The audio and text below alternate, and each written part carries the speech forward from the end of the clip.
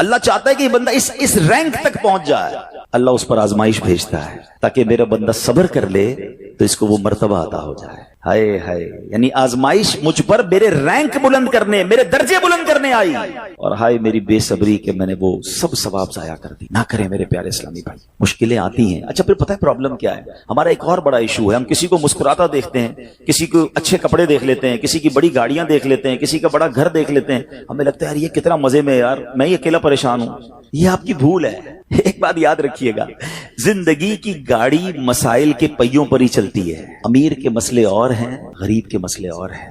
شہرت جس کو ملی ہے نا، اس کے پرابلمز اور ہیں، جو غیر معروف ہے اس کے پرابلم اور ہے۔ زمانے میں ہر کسی کو کچھ نہ کچھ ایشو ضرور ہے۔ یہ نہ سمجھے کہ یار یہ اتنا مسکرا رہا ہے، کیا پتہ اس مسکراہٹ کے پیچھے کتنے دکھ چھپائے بیٹھا ہے۔ آپ یقین کریں، بلیو کریں، ایسا نہیں ہے کہ سب لوگ 100% خوشحال ہیں، پرابلم سب کے ساتھ ہوتے ہیں۔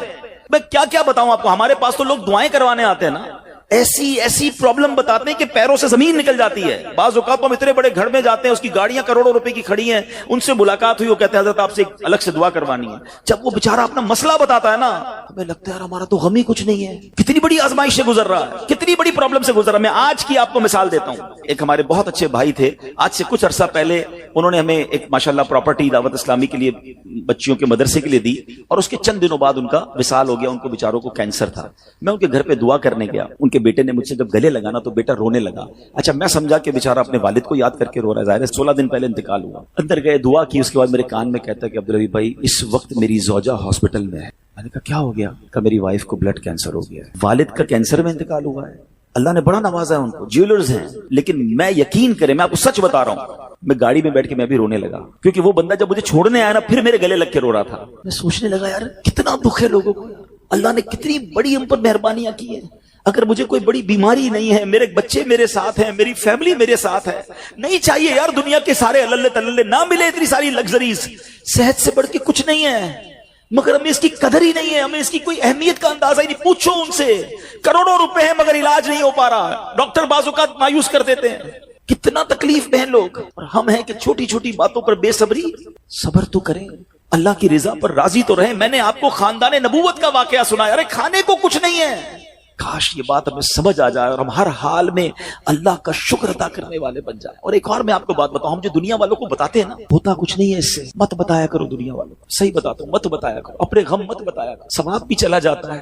اور بعض اوقات یہ دنیا والے نا ہمارا مذاق بھی اڑاتے ہیں۔ ہم جب کسی کو اپنا پرابلم بتاتے ہیں نا، ہمارے سامنے تو بڑے اچھے بنتے ہیں کہ اچھا ٹھیک ہے میں کرتا ہوں کچھ، بعد میں جا کے دنیا میں باتیں کرتے ہیں، آیا تھا میرے پاس ہے، اس کا یہ مسئلہ ہے، ہاں باتیں بڑی کرتا ہے، بڑی پرابلم میں ہے۔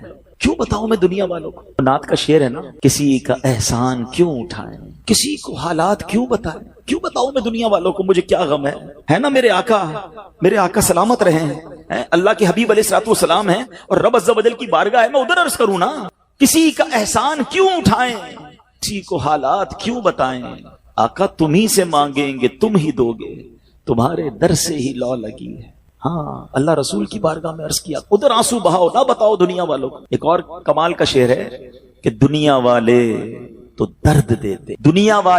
درد دیتے ہیں، زخمی دل کی دوا مدینہ ہے۔ تو جب دنیا والوں نے کوئی ہمارا بھلا کرنا بھی نہیں، نہ ان کے ہاتھ میں ہے، شفا دینے والی ذات میرے رب کی، برکت دینے والی ذات میرے رب کی، تو اللہ سے ہی باتیں کرو نا۔ تو آج سے یہ ذہن بنا لے میرے پیارے اسلامی بھائی، مشکل آنی ہے تو صبر کے ساتھ وہ وقت گزارنا ہے، اللہ کی رضا پر راضی رہنا ہے۔ وہ بڑا کریم ہے، وہ اپنے غیب کے خزانوں سے آپ کو عطا فرمائے۔ توجہ بیان کی طرف رکھیے گا۔ اور اب آتے ہیں اس پورے واقعے سے ایک اور خوبصورت بات جو ہمیں سیکھنے کو ملی، اور وہ بات کیا ہے کہ نبی پاک کے خاندان کی سخاوت کیسی تھی۔ مولا علی شیر خدا کے پاس صرف 6 درہم تھے، آپ نے وہ سب کے سب دے دیے۔ مگر آج حال یہ ہے کہ لوگ اپنی زکوٰۃ ادا نہیں کرتے۔ آج زکوٰۃ لوگوں کو بھاری پڑنے لگ گئی ہے۔ جب کیلکولیٹ کرتے ہیں کہ جناب کروڑوں روپے زکوٰۃ، تو اس کے بعد ان کو بھاری لگتی ہے۔ نہ کریں ایسا، یہ زکوٰۃ مال کا میل ہے، اور اگر یہ مال کا میل آپ کے مال سے جدا نہ ہوا تو یہ آپ کے مال کو بھی میلا کر دے گا۔ ایک بات یاد رکھیے گا، سرکار دو عالم صلی اللہ تعالی علیہ وسلم کا یہ فرمان ہے، اپنی زکوٰۃ ادا کر کے اپنے مال کو مضبوط قلعوں میں قید کر لو۔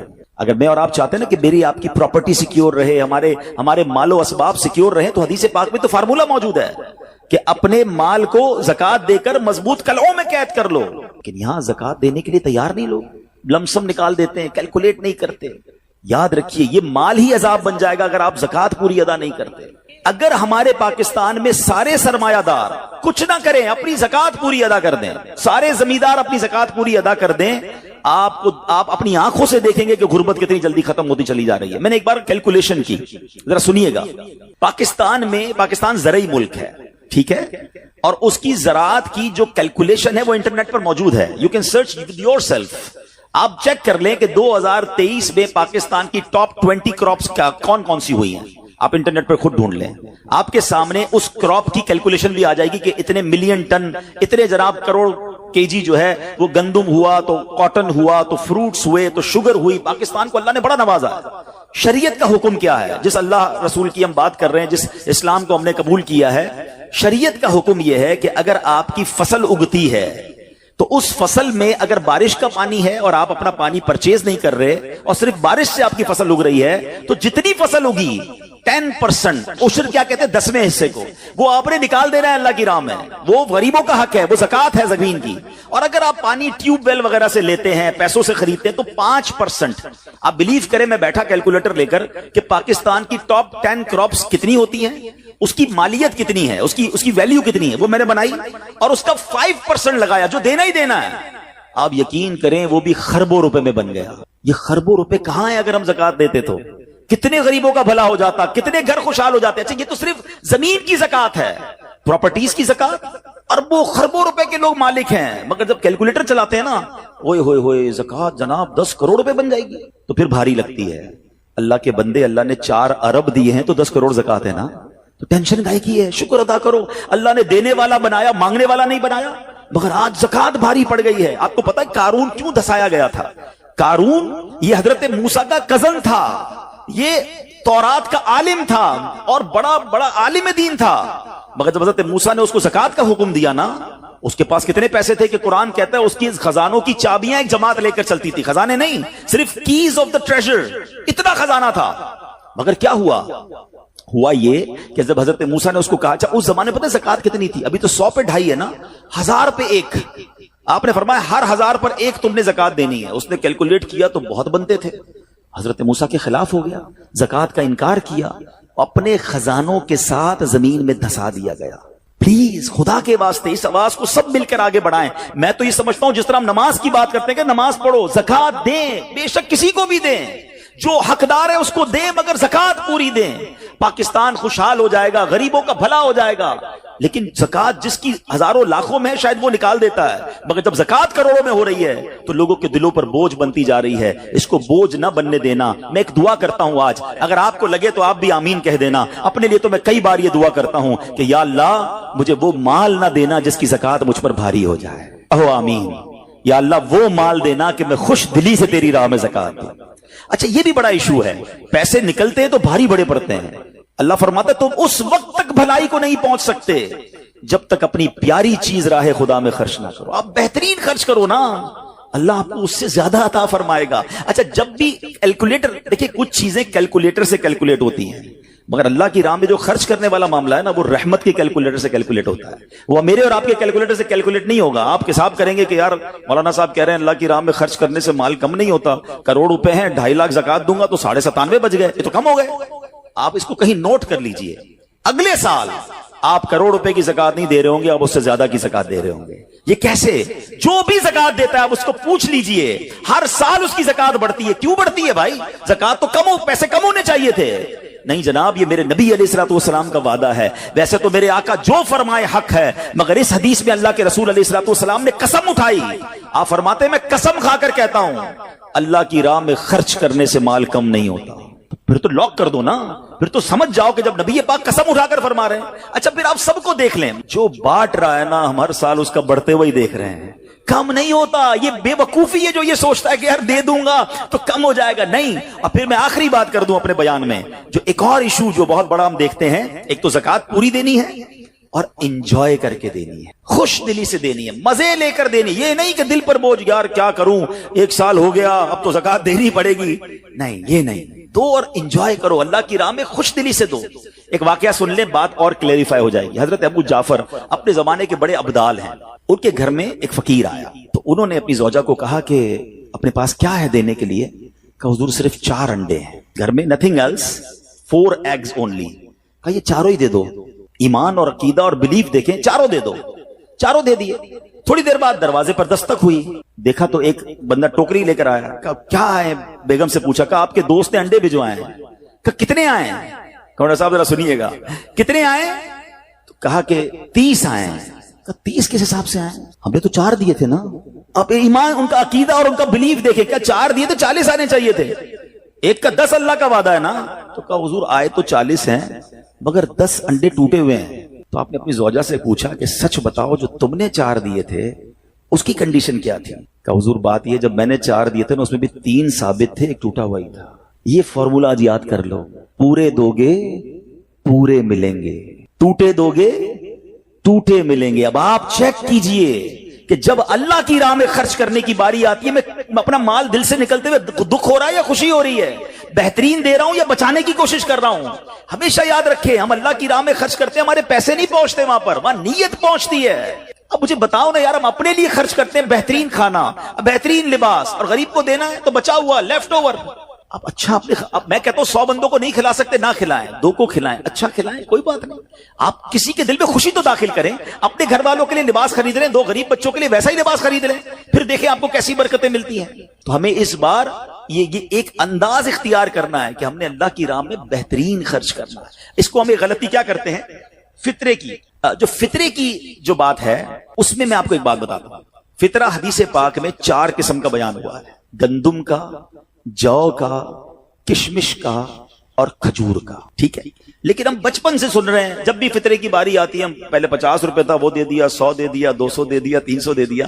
ہمیں یہ پوری حدیث یا تو ہم نے پڑھی نہیں تھی یا ہمارے ذہن میں نہیں تھی, مگر حدیث پاک میں 4 قسم کا فطرہ بیان ہوا ہے. غریب آدمی گندم کا فطرہ دے دے کوئی بات نہیں, مگر جو روزانہ بہترین افطاری کر رہا ہے, بہترین کھانے کھا رہا ہے, سچ بتاؤ اس کو کون سا فطرہ دینا چاہیے؟ میری افطاری روز اجوا کھجور سے ہے اور عید والے دن میں گندم کا فطرہ دے آتا ہوں.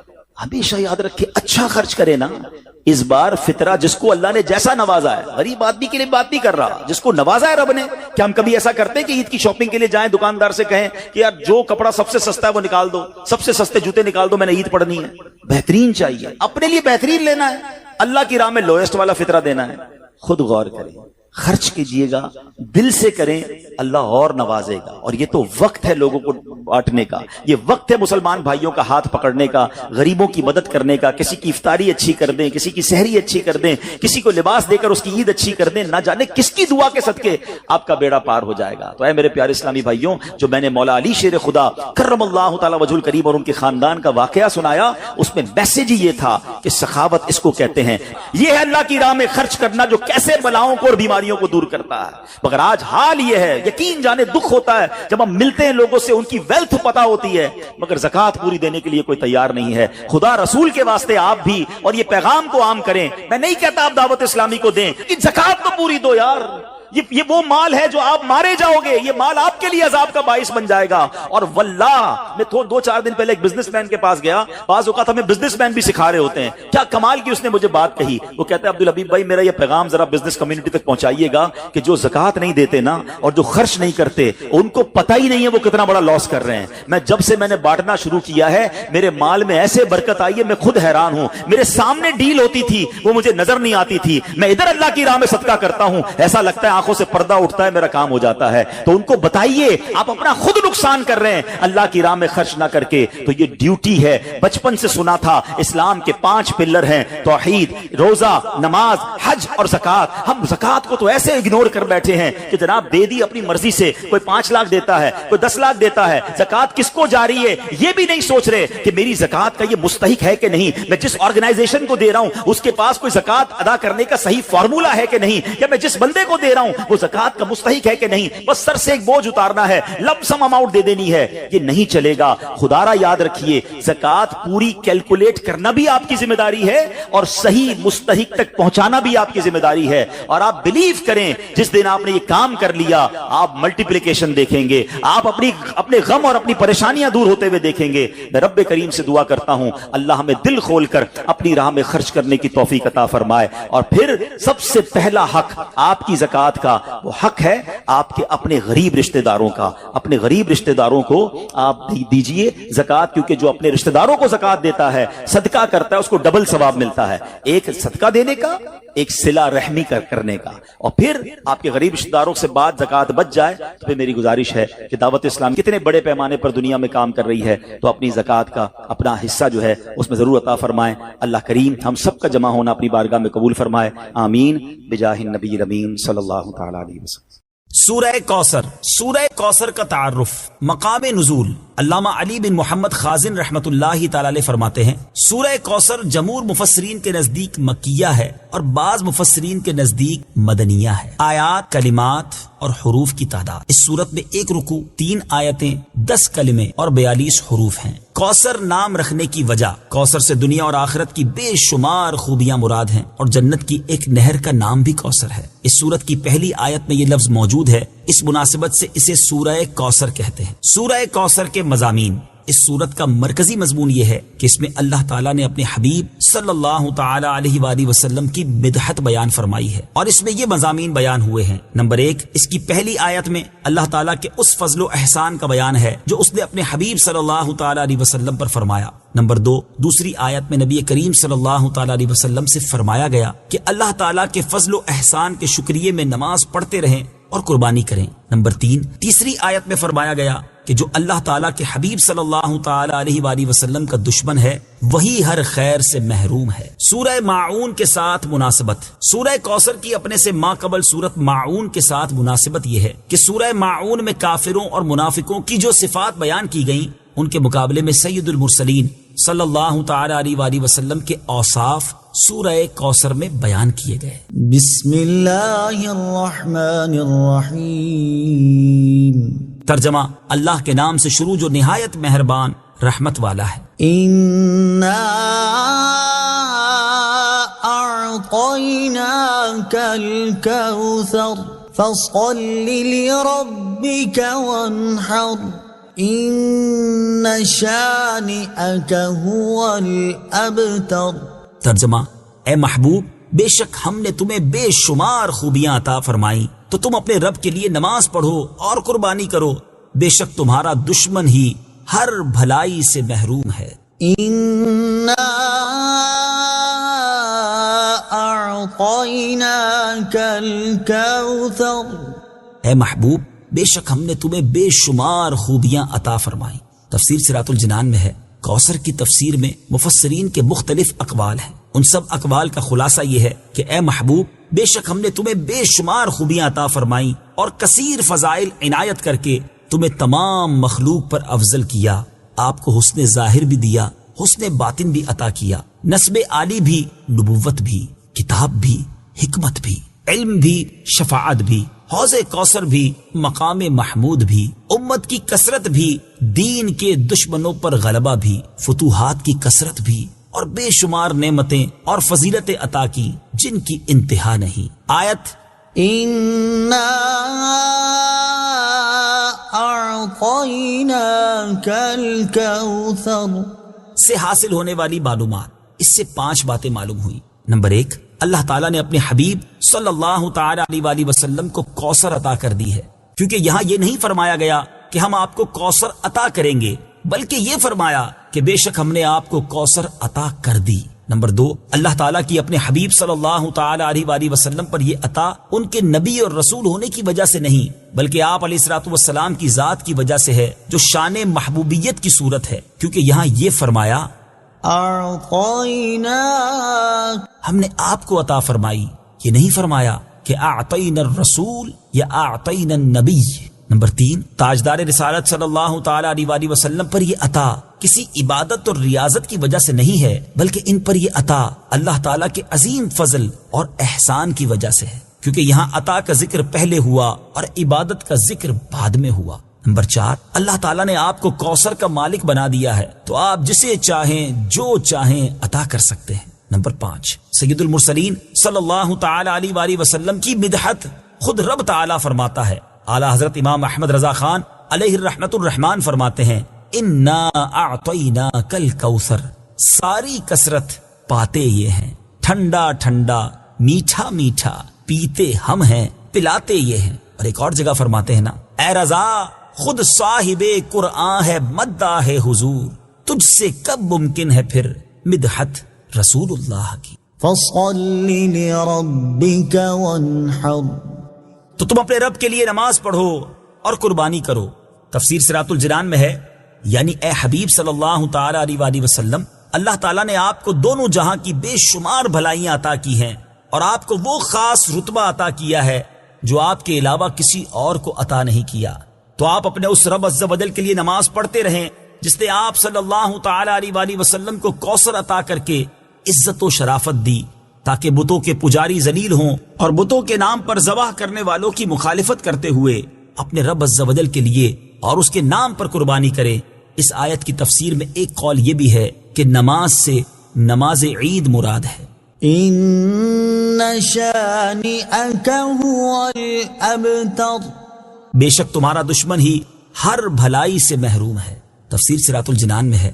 شان نزول، جب سید المرسلین صلی اللہ تعالی علیہ وآلہ وسلم کے فرزند حضرت قاسم کا وصال ہوا تو کفار نے آپ کو ابتر یعنی نسل ختم ہو جانے والا کہا، اور یہ کہا کہ اب ان کی نسل نہیں رہی، ان کے بعد اب ان کا ذکر بھی نہ رہے گا اور یہ سب چرچا ختم ہو جائے گا۔ اس پر یہ سورہ کریمہ نازل ہوئی اور اللہ تعالیٰ نے ان کفار کا بالغ رد فرمایا، اور اس آیت میں ارشاد فرمایا کہ اے حبیب صلی اللہ تعالی علیہ وآلہ وسلم، بے شک تمہارا دشمن ہی ہر بھلائی سے محروم ہے، نہ کہ آپ، کیونکہ آپ کا سلسلہ قیامت تک جاری رہے گا، آپ کی اولاد میں بھی کثرت ہوگی اور آپ کی پیروی کرنے والوں سے دنیا بھر جائے گی۔ آپ کا ذکر ممبروں پر بلند ہوگا، قیامت تک پیدا ہونے والے عالم اور واعظ اللہ تعالیٰ کے ذکر کے ساتھ آپ کا ذکر کرتے رہیں گے، اور آخرت میں آپ کے لیے وہ کچھ ہے جس کا کوئی وصف بیان ہی نہیں کر سکتا۔ تو جس کی یہ شان ہے وہ ابتر کہاں ہوا، بے نام و نشان اور ہر بھلائی سے محروم تو آپ کے دشمن ہیں۔ اعلیٰ حضرت امام احمد رضا خان رحمت اللہ تعالی علیہ اس سورت کی تفسیر بیان کرتے ہوئے فرماتے ہیں، عاص بن وائل شقی نے جو صاحبزادہ سید المرسلین صلی اللہ تعالی علیہ وآلہ وسلم کے انتقال پرملال پر حضور کو ابتر یعنی نسل بریدہ کہا، حق تعالی نے فرمایا انا اعطیناک الکوثر، بے شک ہم نے تمہیں خیر کثیر عطا فرمائی کہ اولاد سے نام چلنے کو تمہاری رفعت ذکر سے کیا نسبت، کروڑوں صاحب اولاد گزرے جن کا نام تک کوئی نہیں جانتا، اور تمہاری ثنا کا ڈنکا تو قیامت تک اکناف عالم اور اطراف جہاں میں بجے گا، اور تمہارے نام نامی کا خطبہ ہمیشہ ہمیشہ اطباق فلک آفاق زمین میں پڑھا جائے گا۔ پھر اولاد بھی تمہیں وہ نفیس و طیب عطا ہوگی جن کی بقا سے بقائے عالم مربوط رہے گی۔ اس کے سوا تمام مسلمان تمہارے بال بچے ہیں، اور تم سب مہربان ان کے لیے کوئی نہیں، بلکہ حقیقت کار کو نظر کیجئے تو تمام عالم تمہاری اولاد مانوی ہے کہ تم نہ ہوتے تو کچھ بھی نہ ہوتا، اور تمہارے ہی نور سے سب کی آفرینش ہوئی۔ اسی لیے جب ابو البشر آدم تمہیں یاد کرتے تو یوں کہتے، یا ابنی صورتن و ابایا معنن، اے ظاہر میں میرے بیٹے اور حقیقت میں میرے باپ۔ پھر آخرت میں جو تمہیں ملنا ہے اس کا حال تو خدا ہی جانے، جب اس کی یہ عنایت بے غایت تم پر مبذول ہو تو تم ان اشقیاء کی زبان درازی پر کیوں ملول ہو، بلکہ فصل لربك وانحر، رب کے شکرانے میں اس کے لیے نماز پڑھو اور قربانی کرو۔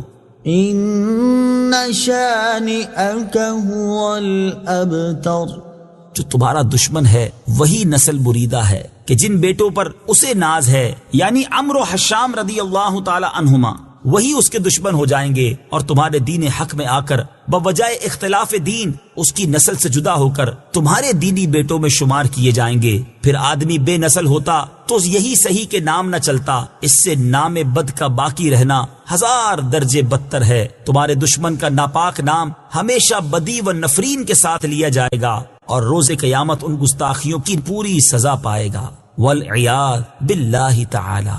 اس سے معلوم ہوا کہ حضور پرنور صلی اللہ تعالی علیہ وآلہ وسلم کا اللہ تعالیٰ کی بارگاہ میں مقام اتنا بلند ہے کہ ان کے گستاخ کو اس کی گستاخی کا جواب خود رب تعالیٰ دیتا ہے۔